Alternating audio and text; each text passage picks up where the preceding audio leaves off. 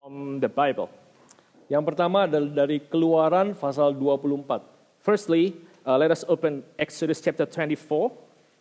Saya akan bacakan bagi saudara ayat yang pertama sampai yang ke-8. And I will read this chapter from verse 1 until verse 8.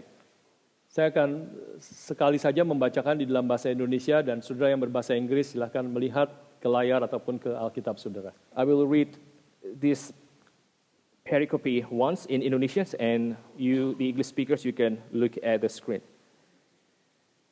Keluaran 24 ayat 1 sampai 8. Exodus chapter 24, verse 1 till verse 8. Berfirmanlah ia kepada Musa, naiklah menghadap Tuhan, engkau dan Harun, Nadab dan Abihu, dan 70 orang daripada tua-tua Israel, dan sujudlah kamu menyembah dari jauh. Hanya Musa sendirilah yang mendekat kepada Tuhan, tetapi mereka itu tidak boleh mendekat, dan bangsa itu tidak boleh naik bersama-sama dengan dia. Lalu datanglah Musa dan memberitahukan kepada bangsa itu segala firman Tuhan dan segala peraturan itu. Maka seluruh bangsa itu menjawab serentak, segala firman yang telah diucapkan Tuhan itu akan kami lakukan. Lalu Musa menuliskan segala firman Tuhan itu. Keesokan harinya pagi-pagi didirikannya mesbah di kaki gunung itu dengan 12 tugu sesuai dengan ke-12 suku Israel. Kemudian disuruhnyalah orang-orang muda dari bangsa Israel, maka mereka mempersembahkan korban bakaran dan menyembah lembu-lembu jantan sebagai menyembelih lembu-lembu jantan sebagai korban keselamatan kepada Tuhan. Sesudah itu Musa mengambil sebagian dari darah itu, lalu ditaruhnyalah ke dalam pasu atau mangkuk, sebagian lagi dari darah itu disiramkannya pada mesbah itu, diambilnyalah kitab perjanjian itu, lalu dibacakannya dengan didengar oleh bangsa itu, dan mereka berkata, segala firman Tuhan akan kami lakukan dan akan kami dengarkan. Kemudian Musa mengambil darah itu dan menyiramkannya pada bangsa itu serta berkata, inilah darah perjanjian yang diadakan Tuhan dengan kamu berdasarkan segala firman ini. Bagian yang kedua adalah dari Markus pasal yang ke-14. The second passage is taken from Mark chapter 14. Sekali lagi saya akan sekali membacakan di dalam bahasa Indonesia Markus 14 ayat 22 sampai 25. I will read once in Indonesian, Mark chapter 14, verse 22 till verse 25. Dan ketika Yesus dan murid-muridnya sedang makan, Yesus mengambil roti, mengucap berkat, memecah-mecahkannya, lalu memberikannya kepada mereka dan berkata, ambillah, inilah tubuhku. Sesudah itu ia mengambil cawan, mengucap syukur, lalu memberikannya kepada mereka, dan mereka semuanya minum dari cawan itu. Dan ia berkata kepada mereka, inilah darahku, darah perjanjian yang ditumpahkan bagi banyak orang. Aku berkata kepadamu, sesungguhnya aku tidak akan minum lagi hasil pokok anggur sampai pada hari aku meminumnya, yaitu yang baru dalam kerajaan Allah. Mari kita berdoa sekali lagi. Let us pray one more time. Bapa di surga, kami sudah membaca akan firman-Mu. Our Heavenly Father, we have read portions of your word. Dan kami mohon sekarang biarlah Roh-Mu yang kudus yang telah mewahyukan firman kepada para nabi dan para rasul. And we beg that your Holy Spirit, which has revealed this word through the prophets and the apostles, Roh yang sama memimpin kami hari ini, pagi ini, untuk masuk ke dalam kelimpahan kebenaran firman-Mu. the same Spirit will lead us to enter to the abundance of your word. Biarlah roh kebenaran itu memimpin kami masuk ke dalam kebenaran firman-Mu. And let the Spirit of truth lead us into that abundance of that truth, Supaya kami mengerti dan mengaguminya. so that we can understand and we can appreciate it. Dan kami boleh hidup sesuai dengan firman-Mu yang kekal, yang sempurna itu. And we can live according to your perfect and eternal word. Karena tanpa firman-Mu kami akan binasa. Because without your word, we will perish.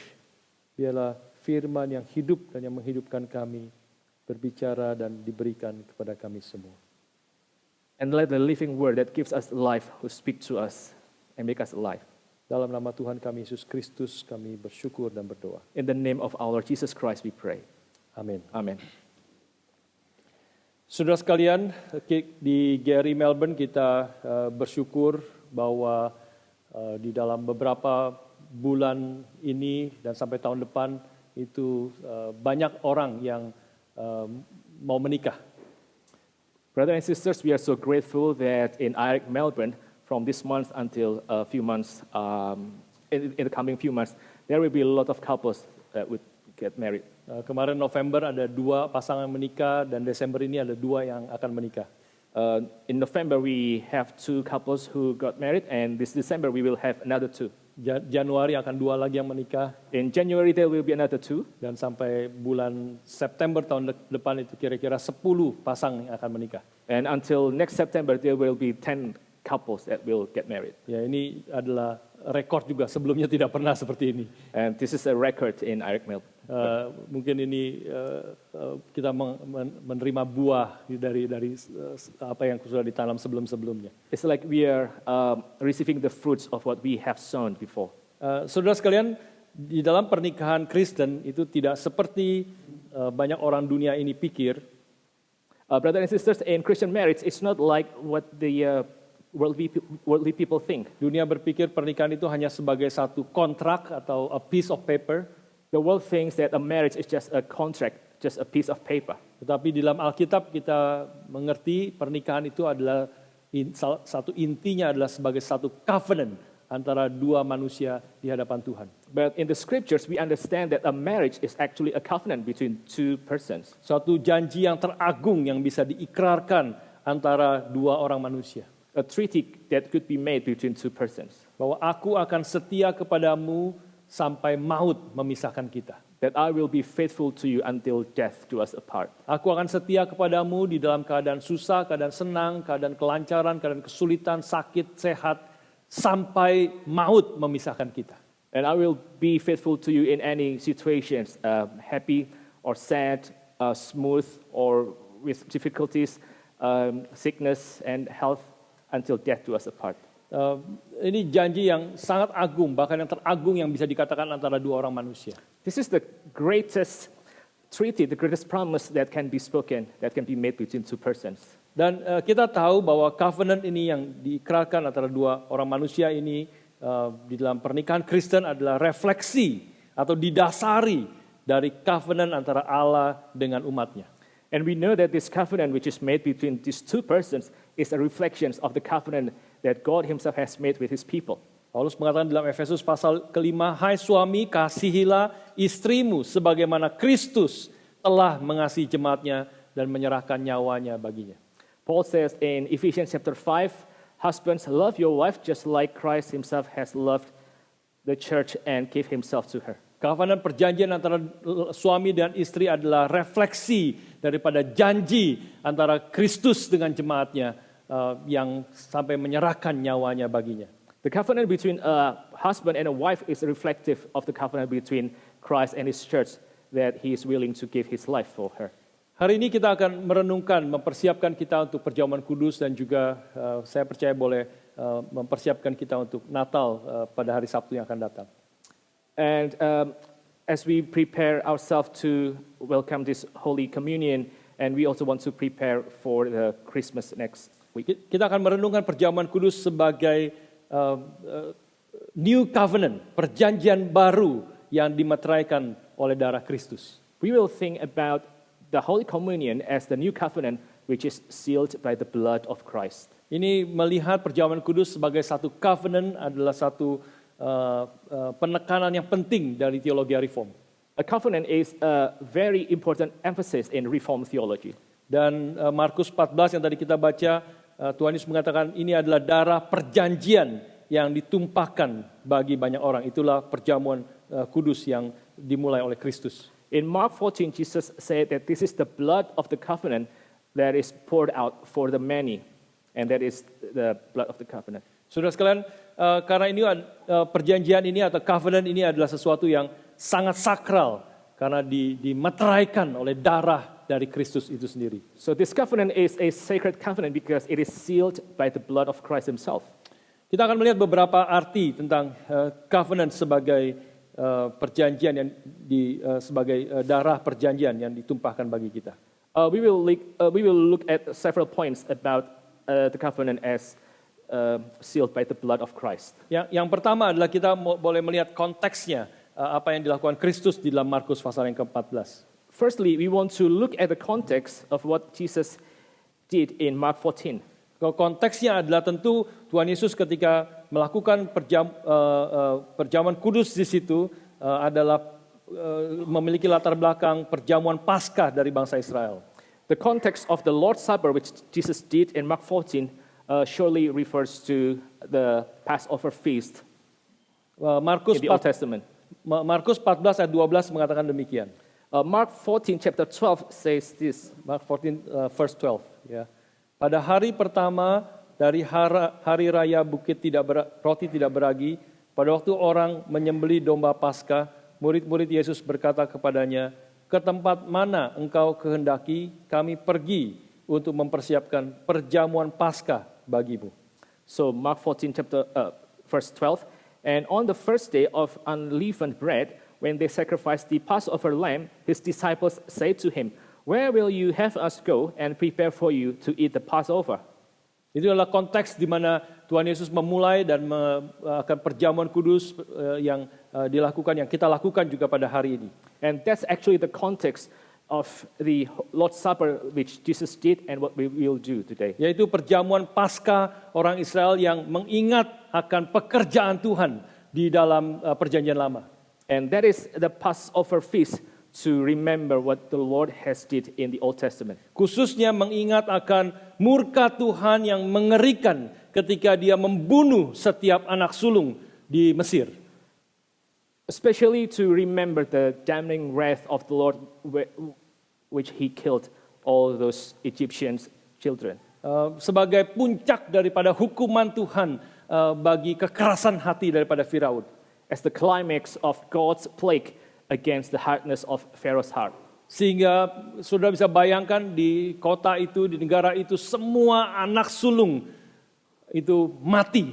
Artinya setiap rumah ada orang yang mati di tempat itu. So can you imagine that in that country there was death in every family. Keluaran pasal 11 mengatakan akan ada ratapan hebat di tanah Mesir yang belum pernah terjadi sebelumnya dan yang tidak akan lagi terjadi setelahnya.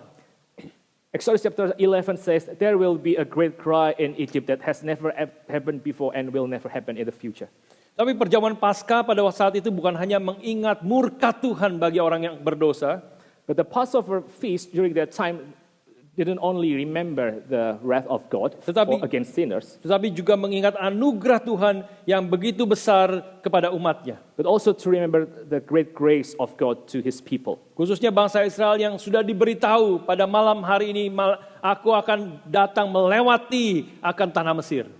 Especially the Israelites whom the Lord himself has said that I will walk into the land of Egypt. Kecuali aku melihat di tempat pintu rumah daripada rumah itu dioleskan darah anak domba, maka setiap rumah akan ada anak sulung yang mati di tempat itu. Unless I see there was blood applied on the doorpost of that house, there will be death in the house. Maka bangsa Israel diberitahu akan hal itu, mereka diberitahu untuk memotong kambing atau domba dan makan dagingnya pada malam hari itu. So the Israelites were told to slay the lamb or the goat and to eat the flesh, the dan meat. Dia makannya dengan daging juga dengan roti yang tidak beragi. So they have to eat the meat and with the unleavened bread. Artinya adalah roti itu tidak ada waktu untuk mengembang dengan diberikan ragi. Meaning the bread didn't have any time to flourish. Berkembang apa? Expand. Yeah, the bread become expand, yeah, because of the yeast. Only unleavened bread. Dan mereka makannya juga dengan memakai ikat pinggang. And you have to eat the bread wearing your belt. Dan memakannya dengan memakai sepatu atau kasut. And you need to wear your shoes. dan dengan Sandals. tongkat di tangan. and with staff at your hand. Kalau saudara bayangkan hari ini sudah disuruh makan dengan semua, membawa ransel, membawa semua topi, memakai siap-siap pakai sepatu untuk hiking, untuk jalan, dan sudah makan di dalam keadaan seperti itu. So as if you are now told to eat something and you need to wear the hat, the backpack, and the boots and everything that you need to go hiking. Artinya adalah tidak ada waktu untuk mempersiapkan diri, harus segera, karena Tuhan akan menyatakan kuasanya, membunuh setiap orang, anak sulung, dan akan membebaskan, dan Firaun akan melepaskan bangsa Israel keluar daripada Mesir. It means there is no more time. The Lord himself will reveal his wrath. He will kill all the firstborn and he will deliver his people from the land of Egypt. Setiap tahun bangsa Israel merayakan Paskah, mengingat karya Tuhan yang dahsyat ini. Every year the Israelites, they celebrate the Christmas to remember and to commemorate this powerful deliverance of the Lord. Dan sekaligus merayakan akan anugerah besar yang Tuhan berikan kepada Israel. And to celebrate the great grace which God has given to Israelites. Yang membebaskan bangsa Israel dari perbudakan Mesir. Who delivered the Israelites from the slavery of Egypt. Yang melindungi Israel karena ada darah yang dioleskan di palang pintu daripada rumah orang-orang Israel. Who protect the Israelites because of the blood on the doorposts of the Israelites. Maka pada malam itu, pada malam Paskah yang setiap tahun dirayakan oleh orang Israel. So on that very Passover night, which Israelites always celebrate, Tuhan Yesus mengatakan, inilah tubuhku yang diserahkan bagi kamu. Jesus said, this is my body which is given to you. Inilah darahku yang menjadi darah perjanjian baru yang dimeteraikan oleh darahku.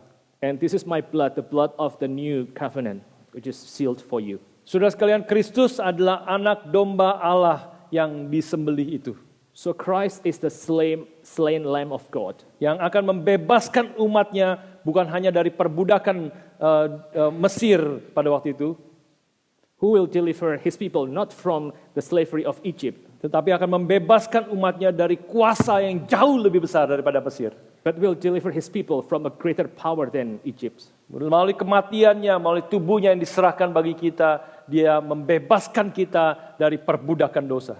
Through his death and his body, he deliver us from the slavery of sin. Bahkan dia membebaskan kita dari kematian dan dari tangan setan. Even he delivers us from death and from the hands of Satan. Saudara sekalian, inilah latar belakang yang menjadi apa yang dilakukan Kristus di dalam perjamuan kudus yang dia mulai. So this is the context of the Lord's Supper which Christ did. Dan hal yang kedua yang kita melihat adalah bagaimana kemudian respons daripada para murid dan orang-orang Kristen pada hari ini juga. And the second thing is we will look at the response of the disciples and all those people. Berdasarkan apa yang Tuhan telah kerjakan, anugerah yang besar kepada bangsa Israel di Mesir, maka Tuhan kemudian mengikat perjanjian dengan bangsa Israel di Gunung Sinai. Based on what God has done for the Israelites, then God made this covenant with them on the Mount of Sinai. Dan disitulah Musa menjadi pengantara antara Allah dengan bangsa Israel. And there Moses became the mediator between God and the Israelites. Itulah yang kita baca tadi di dalam Keluaran pasal yang ke-24. And that's what we read in Exodus chapter 24. Setelah Musa turun menerima hukum Tuhan itu yang disebut sebagai hukum perjanjian itu, maka Tuhan melalui Musa menyuruh menyembelih lembu jantan. So after Moses received the law of the covenant from the Lord himself told Moses to kill a bull. Dan kemudian Musa membacakan 10 hukum dari Tuhan yang disebut kitab perjanjian itu. And Moses read the 10 commandments which is called the book of the covenant. Maka kemudian Musa mengambil darah lembu jantan itu dan menyiramkannya pada bangsa itu. So Moses took the blood of the bull and just poured the blood to the people of Israel. Ayat yang ke-7, 8 dari Keluaran pasal 24, saya bacakan sekali lagi. So Exodus chapter 24 verse 7. Diambilnyalah kitab perjanjian itu, lalu dibacakannya dengan didengar oleh bangsa itu, dan mereka berkata, segala firman Tuhan akan kami lakukan dan akan kami dengarkan. Kemudian Musa mengambil darah itu dan menyiramkannya pada bangsa itu, serta berkata, inilah darah perjanjian yang diadakan Tuhan dengan kamu berdasarkan segala firman ini. Then he took the book of the covenant and read it in the hearing of the people, and they said, "All that the Lord has spoken we will do, and we will be obedient." And Moses took the blood and threw it on the people and said, "Behold, the blood of the covenant that the Lord has made with you in accordance with all these words."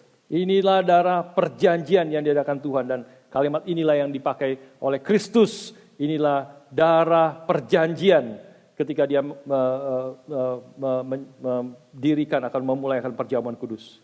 That phrase, the blood of the covenant, is the phrase which Christ used when he made that Lord's Supper. Markus 14 ayat 24, dia berkata, inilah darahku, darah perjanjian yang ditumpahkan bagi banyak orang. Mark 14:24, this is the blood of the new covenant which is poured for the many. Saudara sekalian, Kristus jelas sekali mengerti latar belakang ini ketika dia berkata kalimat ini, inilah darahku, darah perjanjian yang ditumpahkan bagi kamu. So Christ surely understands the context of this celebration when he said that this is the blood of the new covenant which is poured out for you. Ini adalah satu upacara yang serius dengan darah Kristus sebagai materainya. This is a serious ceremony with the blood of Christ itself as the seal. Dan seperti umat Tuhan di dalam perjanjian lama bangsa Israel yang berkata ketika Musa memercikkan darah itu kepada mereka.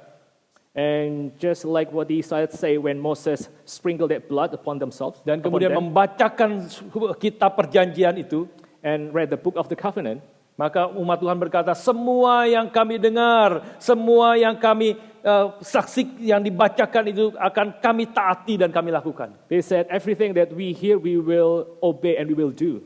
Ini mau menyatakan bahwa bagi kita juga sekarang waktu kita memasuki perjamuan kudus, menerima perjamuan yang menandakan tubuh dan darah Kristus yang telah dicurahkan bagi kita. And it shows also to us that as we will have this Lord's Supper, the bread and the wine, which symbolize the blood and the body of Christ. Kita mau berkata kepada Tuhan bahwa kita adalah umat-Mu dan Kristus adalah Raja kita. We want to say to the Lord that we are your people and Christ is our King. Meski kita masih hidup di dalam dunia yang penuh dosa ini, even though we are still living in the sinful world, warga negara kita adalah milik Tuhan dan warga negara kita adalah warga negara surgawi. Our citizenship belongs to the Lord and our citizenship is heavenly. Sehingga kita tidak mengikuti cara dunia ini. So that we will not follow the way of this world. Tetapi kita mau mentaati Tuhan dan Raja kita yang telah mengasihi kita dan telah menyerahkan nyawanya bagi kita. But we want to obey and to love the Lord our King who has given his life and blood for us. Segala firman Tuhan akan kami lakukan dan kami dengarkan. Every word of the Lord we will obey and we will listen. Tuhan kita bukanlah uang atau seks. Our Lord is not money nor sex. Tuhan kita bukanlah kemuliaan diri ataupun kenyamanan diri kita. Our Lord is not our own glory or our own comfort. Waktu kita menghampiri perjamuan kudus hari ini, kita mau menyatakan Tuhan kita satu-satunya adalah Kristus, Juru Selamat yang telah mati dan menyerahkan nyawanya bagi kita. And as we approach this Lord's Supper, we want to declare that our Lord is Christ who has died and given his life for us. Edmund Colomi, seorang Puritan yang banyak membahas tentang perjamuan kudus sebagai covenant, mengatakan demikian. Edmund Calamy, a Puritan who discussed a lot about Lord's Supper, says this sentence. Every time we come to the Lord's table, setiap kali kita menghampiri meja Tuhan, we must vow and engage that we'll continue as Christ's faithful servants. Kita akan tunduk dan kita akan terus menghidupi hidup kita sebagai hamba Kristus. Sebagai as Christ's faithful servant, his subjects and his soldiers. Sebagai hamba Kristus yang setia, umatnya dan tentaranya.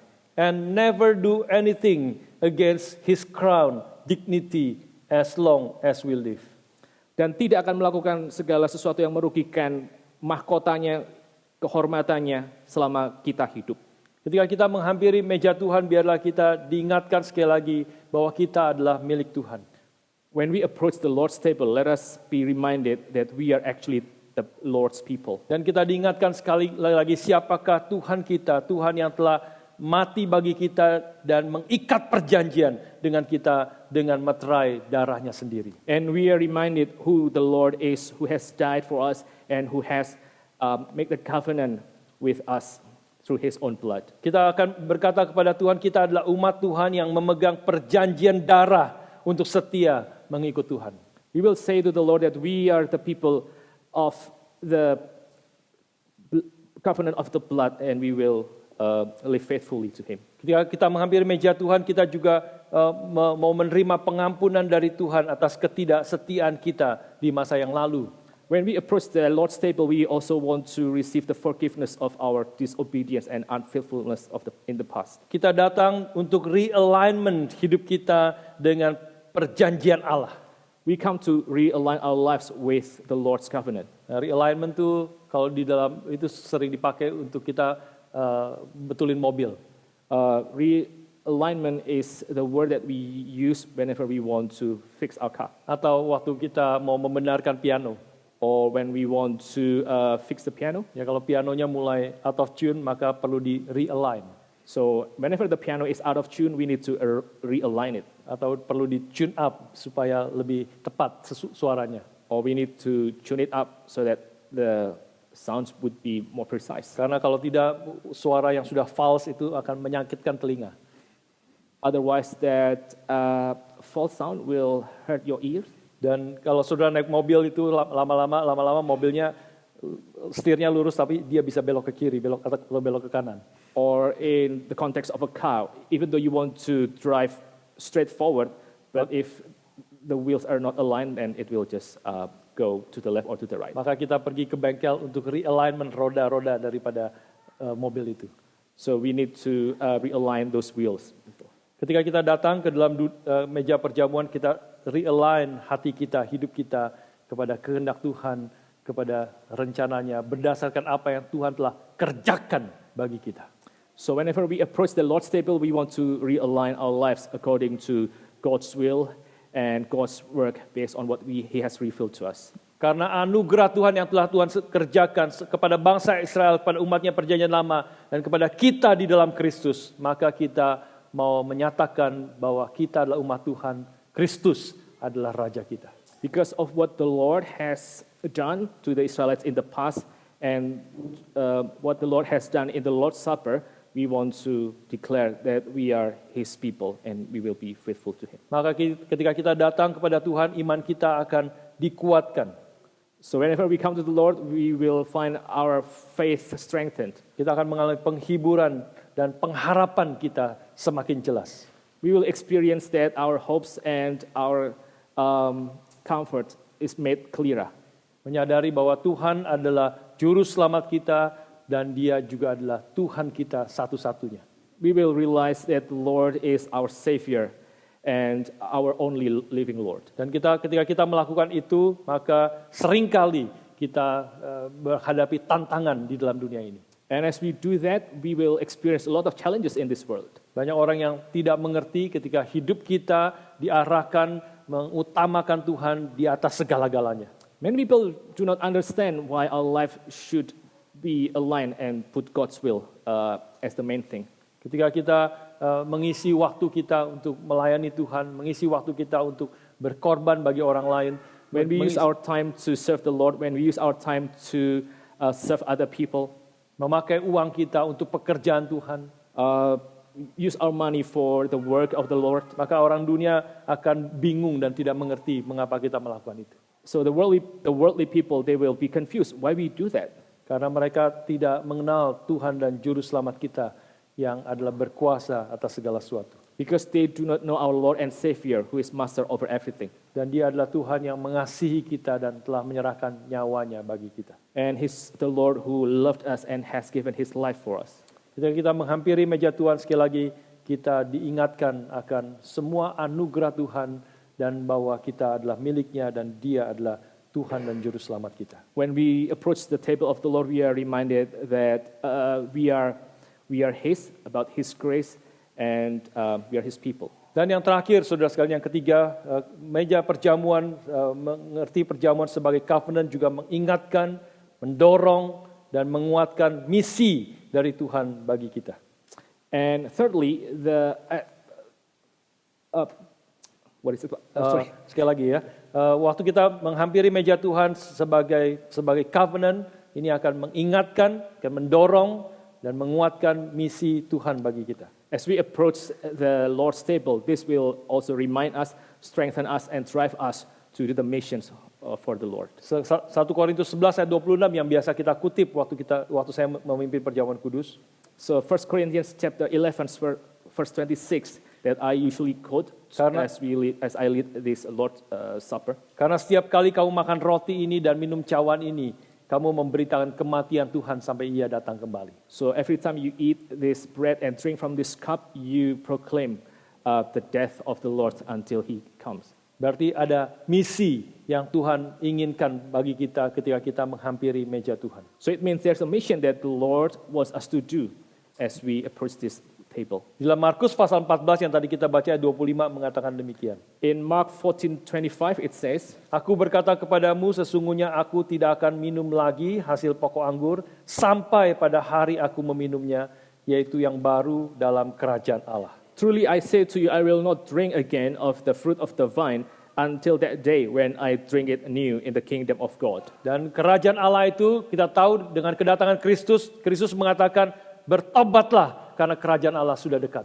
And we know that Christ Himself preached, repent because the kingdom of God is near. Kedatangan Kristus menginaugurasi, memulai, menyatakan kerajaan Allah yang dinanti-nantikan bangsa Israel dalam perjanjian lama sekarang sudah tiba. The coming of Christ declares that the kingdom of God is inaugurated, that the kingdom which the Israelites always wait now has come. Semua melalui apa yang Dia kerjakan, apa yang Dia ajarkan sampai kemudian Dia mati dan bangkit. Kristus menyatakan kerajaan Allah sekarang sudah tiba. Through everything that He teaches, everything that He did, through His death and resurrection, Christ proclaimed that the kingdom of God has come. Sebelum Dia naik ke surga, Dia berkata bahwa segala kuasa di sorga dan di bumi telah diberikan kepadaku. Before He ascended to heaven, He said that all the powers in heaven and earth has been given unto me. Dia adalah raja dari sorga dan bumi. He is the king of heaven and earth. Tetapi kita tahu bahwa belum sepenuhnya kerajaannya itu nyata di bumi ini. But we know that His kingdom is not fully manifested in this earth. Masih banyak orang yang belum mengenal Tuhan. There are a lot of people who do not know the Lord. Masih banyak orang yang tidak memperdulikan Dia. There are a lot of people who ignores the Lord. Masih banyak orang yang hidup tidak taat kepada Dia. There are a lot of people who live disobediently to the Lord. Dan inilah tugas yang Tuhan berikan kepada kita untuk pergi menjadikan segala bangsa murid Kristus. And this is the task which the Lord gives us to go and to make all nations be His disciples. Ini adalah tugas yang pasti akan berhasil. And this is a task that will be successful. Karena ini adalah rencana Tuhan, karena Kristus adalah penguasa raja atas sorga dan bumi. Because this is the plan of the Lord and Christ is the master of heaven and earth. Dan kitab suci mengatakan ketika Kristus datang kedua kali, semua lidah akan mengaku Yesus adalah Tuhan. And the scripture says when Christ comes for the second time, all tongue will confess that Christ is Lord. Dan semua lutut akan bertelut menyembah Dia. And all knees will bow, worship Him. Saudara sekalian, perjamuan kudus adalah the meal of the kingdom. Brothers and sisters, the Lord's Supper is the meal of the kingdom.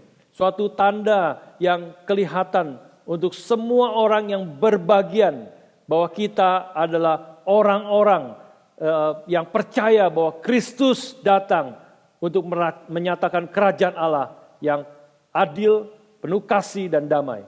This is a visible sign that Christ comes to manifest the kingdom that is just, peaceful and peaceful. Tetapi kita tahu tidak semua orang yang seharusnya ada di dalam perjamuan ini hadir di sini.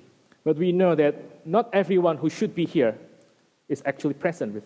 Ini adalah perkataan Tuhan Yesus yang mengatakan, ada padaku domba-domba lain yang tidak ada di dalam kawanan sini. So Jesus said, there are other sheep who are not yet in this flock. Mereka adalah domba-domba milikku. They are mine. Aku akan membawa mereka kembali bersama-sama menjadi satu kawanan gembala. And I will bring them to be one flock. Dan mereka akan mendengar suaraku. and they will hear my voice, listen my voice. Kita tahu bagaimana mereka akan mendengar suara Kristus, And we know how they will listen to his voice. yaitu melalui perkataan kita.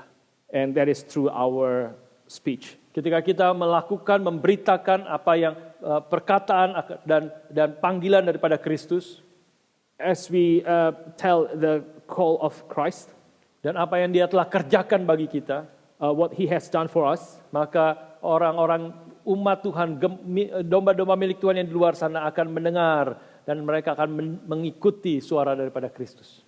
the sheep of the Lord out there, they will listen to and they will follow Christ. Tetapi masih banyak orang yang seharusnya ada di dalam perjamuan di sini yang belum ada di tempat ini. But there are a lot of people who should be here, but they are not here yet. Dan ini tentu adalah pekerjaan kita seumur hidup dan bahkan sampai Kristus datang kedua kali. Like surely this is our task for the rest of our life until Christ comes for the second time. Waktu kita melakukan perjamuan kudus, mengingatkan kita bahwa kita harus memberitakan akan kemenangan Kristus sampai dia datang kembali.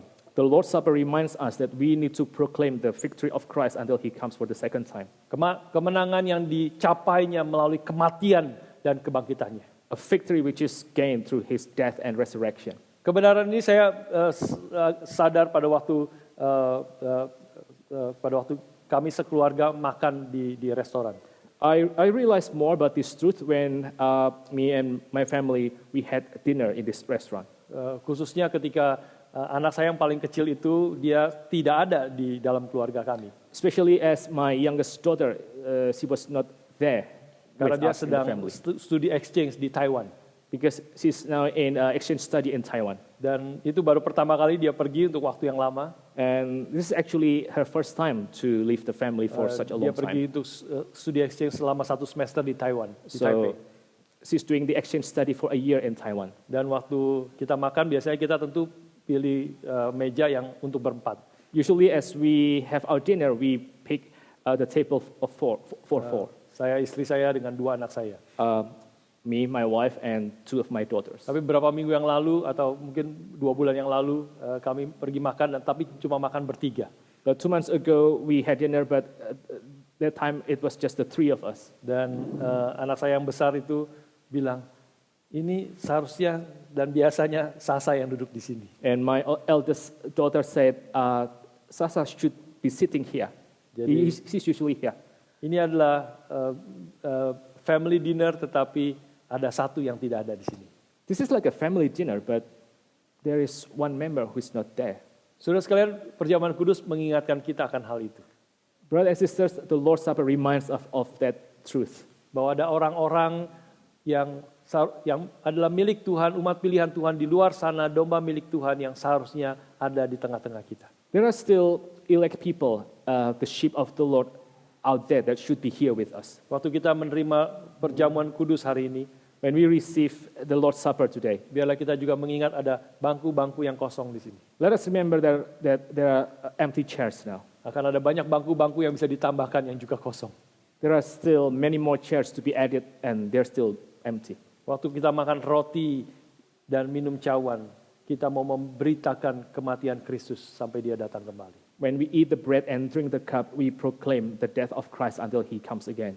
Perjamuan kudus harus mereorientasi hidup kita dengan tujuan dan kehendak Raja kita, the kingdom of God. The Lord's Supper should reorient our life with the plan and the will of our King, the Lord. Kalau visi tentang kerajaan Allah kita tidak diperbarui, maka sesungguhnya perjamuan kudus bisa menjadi satu kenikmatan yang sempit dan egois. If the visions of the kingdom of God is not renewed, then the Lord's Supper could be a very narrow and selfish pleasure. Sesungguhnya ini dicatat di dalam Lukas pasal yang ke-22. And this is actually written in Luke chapter 22. Persis setelah Kristus menyatakan perjamuan kudus, inilah tubuhku, inilah darahku yang diserahkan bagi kamu. Right after Christ himself said that this is the Lord's Supper, this is the body and the blood of the covenant that is given to you. Maka pertengkaran terjadi di antara para murid. Then there was a fight happening between among the disciples. Mereka bertanya, siapa yang terbesar di antara kita? And they asked, who is the greatest among us? Saudara sekalian, sebagai respons Tuhan Yesus mengatakan, As a response, Lord Jesus said, Aku ada di tengah-tengah kamu sebagai Tuhan dan Rajamu. I'm now among you as your Lord and your King. Tetapi aku sekarang mengikat pinggangku dan mencuci kaki satu persatu daripada murid-muridnya. But now I tie my waist and I wash your feet one by one. Kau benar mengatakan aku adalah Tuhan dan Raja. You're right when you say that I am the Lord and King. Tetapi aku datang di sini untuk melayani engkau satu dengan yang lain. But I come now to serve you. Saudara sekalian, itulah panggilan kita. Panggilan kita ketika kita menerima roti dan cawan yang menjadi tanda tubuh dan darah Kristus bagi kita. And that is our calling when we receive the bread and the wine, which is the body and the blood of Christ. Mengingatkan kita dan mendorong kita untuk melayani orang-orang di sekeliling kita. They remind us and drive us to serve the people around us. Memberitakan kabar baik kerajaan Allah sehingga orang-orang umat pilihan Tuhan, domba-domba milik Tuhan boleh kembali mendengar suara Tuhan dan meresponi panggilan Tuhan. To proclaim the kingdom of the Lord so that the sheep of the Lord, they will listen to and they will respond to the word of the Lord. Saudara sekalian, inilah yang akan kita lakukan untuk Natal tanggal Sabtu yang akan datang. And this is precisely what we will do on our Christmas on next Saturday. Biarlah kita diingatkan waktu kita menerima roti dan cawan hari ini bahwa ada umat Tuhan di sana yang sekarang belum percaya, yang sekarang masih hidup di dalam dosa, yang juga seharusnya ada di tengah-tengah kita. Let us be reminded that there are still the Lord's people who live out there who still haven't believed in the Lord and who haven't been among us. Kami sendiri di Melbourne itu seperti kemarin saya share bahwa kita memulai akan satu church planting di daerah yang disebut sebagai Springvale. So in Melbourne, we start this new ministry of church planting in this area called Springvale. Semakin kami mempelajari, sebenarnya kami makin sadar bahwa apa yang kami lakukan sebenarnya mungkin sudah terlambat 10 tahun. The more we learn, the more we realize that this is probably something that is late for like 10 years. Like it's been 10 years late. Ada begitu banyak orang-orang yang memerlukan Injil. So many people need the gospel. Kota Melbourne dan saya percaya juga kota Auckland adalah kota yang terus berkembang. Semakin banyak orang yang datang, semakin banyak penduduknya.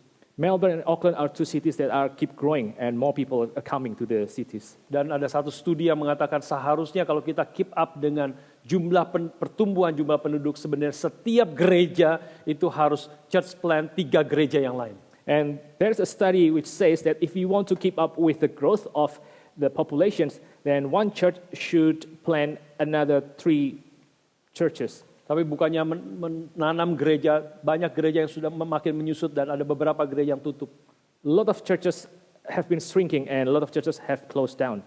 Termasuk gereja yang kami beli di Springvale. Including the church that we bought in Springvale. Itu adalah gereja Salvation Army. That was actually the Salvation Army Church. Tapi mungkin memang ada perubahan-perubahan di Salvation Army, tetapi at least yang kami lihat gereja itu sekarang mau dijual. There might be some changes in Salvation Army, but what we saw is that that church would be sold. Dan ada yang banyak yang melihat, termasuk ada orang-orang Islam yang melihat itu dan kemungkinan mau dijadikan masjid. A lot of people have checked that building, including the Muslims. They want to buy that building. Dan kita bersyukur atas pimpinan Tuhan. Tuhan memimpin kita dalam banyak perjalanan yang panjang. Akhirnya kita yang boleh membeli tempat di Springvale itu. We are so grateful because the Lord has led us through so many processes that we now can buy that building in Springvale. Dan itu adalah karena dorongan, desakan Tuhan untuk kita boleh menjangkau lebih banyak orang yang ada di kota yang besar itu. And that's all because of the urge of the Lord that we can and should outreach more people in the city. Sebenarnya kami di tempat yang ada sekarang sudah beli satu tempat dan beli tempat sebelahnya dan terus bertumbuh, sudah serasa cukup dan sudah pekerjaan juga banyak dan juga kita sudah banyak berkat Tuhan di tempat yang ada. Actually, we have bought our current building and we already bought the building next to it, and the ministry is growing and everything's just comfortable. Tetapi dorongan Tuhan, desakan Tuhan untuk kita boleh melihat mata kita, visi kita, apa yang kita kerjakan untuk mengerjakan apa yang Tuhan kehendaki di dalam kehidupan kita. But the Lord urges us to broaden our vision to do what His will in His kingdom. Banyak hal yang kita tidak mengerti, pekerjaan akan begitu banyak, itu ada satu gereja yang besar, gedungnya saja sudah besar, 780 meter persegi, tanahnya 1.600, dan mahalnya kita harus menghutang dan sebagainya. So this is a big church. The building is 700 square meters and the land is 1,600 square meters. Ya, dan karena Tuhan yang mendesak kita dan kita mau ingin taat kepada Tuhan, membawa Injil Tuhan ke tempat-tempat di mana Tuhan mengutus kita. So the Lord urges us and we want to obey the Lord, to preach the gospel to wherever the Lord sends us to go. Biarlah kita ketika menghampiri meja Tuhan hari ini kita diingatkan sekali lagi akan the vision of the kingdom of God. As we approach the Lord's table, let us be reminded about the visions of the kingdom of God. Seorang theologian yang bernama Miroslav Volf menceritakan pengalamannya pada waktu dia kecil. A theologian named Miroslav Volf told his experience when he was young. Pada waktu dia kecil itu ada seorang tamu yang selalu ikut makan di rumahnya, keluarga ayahnya, keluarga dia, setelah perjamuan kudus di gereja. So when he was young, there was this guest who always joined the dinner of Miroslav family after the Lord's Supper. Si Miroslav kecil ini protes kepada papanya. And this little Miroslav protested his dad. Dia mengatakan, must we invite him every time he comes? Dan dia berkata, haruskah kita mengundang dia setiap kali orang ini datang? Maka ayahnya berkata kepada Miroslav kecil ini. So his dad said this to little Miroslav. Tuhan telah memberikan tubuhnya dan darahnya bagi kita orang berdosa. The Lord has given His body and His blood for us sinners. Maka sudah seharusnya kita membagikan diri kita, bahkan hanya makanan kita, persekutuan kita dengan orang-orang lain. So we should share our life, even our food with other people. Dan dia kemudian mengatakan satu kalimat yang indah. And he said this beautiful sentence. The circle of our table was opened up by the wounds of Christ. Dan dia mengatakan satu kalimat ini. Lingkaran dari meja ini sudah dibuka oleh luka Kristus. So that a stranger was let in. Sehingga seorang asing itu boleh masuk. Itulah yang kita boleh ingatkan pada waktu kita menghampiri meja Tuhan hari ini. There is one thing that we can remember as we approach the Lord's table. Kita dipanggil untuk bersinar di tengah-tengah dunia yang gelap ini. We are called to shine in this dark world. Kita dipanggil untuk melayani orang-orang yang berdosa. We are called to serve the sinful people. Seperti Kristus telah melayani kita, biarlah kita boleh melayani satu dengan yang lain. As Christ has served us, let us serve one another. Seperti Kristus telah mengasihi kita dan menyerahkan nyawanya bagi kita. Biarlah kita mengasihi sesama kita dan termasuk orang-orang yang tidak mengenal Tuhan. As Christ has loved us and has given His life for us, let us also serve other people, especially those who haven't known the Lord.